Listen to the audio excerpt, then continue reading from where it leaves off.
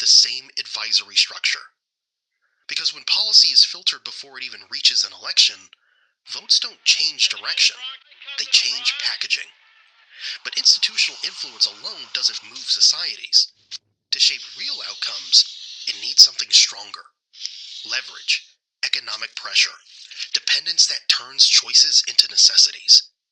And that's where the next phase begins. This committee of 300 told a man called Aurelio Pecci to form this Club of Rome with the main object of bringing down the industries and the agricultural development of the United States. He immediately wrote a paper in which he said there are too many people on the earth, and that the United States, with its industrial development, its agricultural development, is responsible for this curse of overpopulation.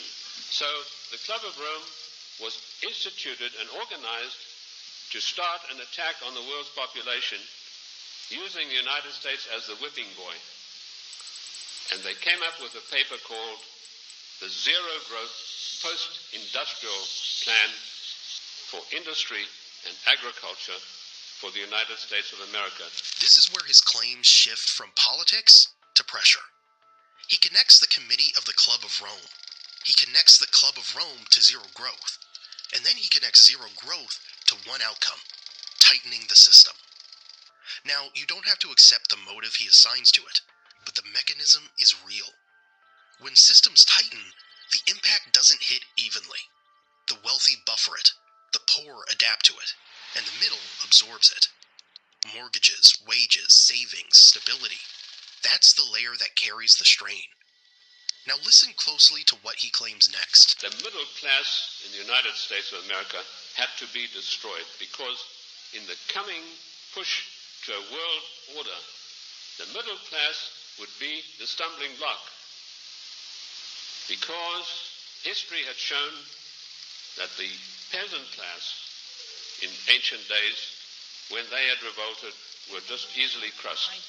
There was no resistance. But now had grown a new super class of people in the United States called the middle class, who had long-term employment, who had job security, who were well paid, who could afford to buy the products that were made by the United States and didn't need to buy products from China or anywhere else. And the Club of Rome post-industrial zero growth paper said this has got to stop.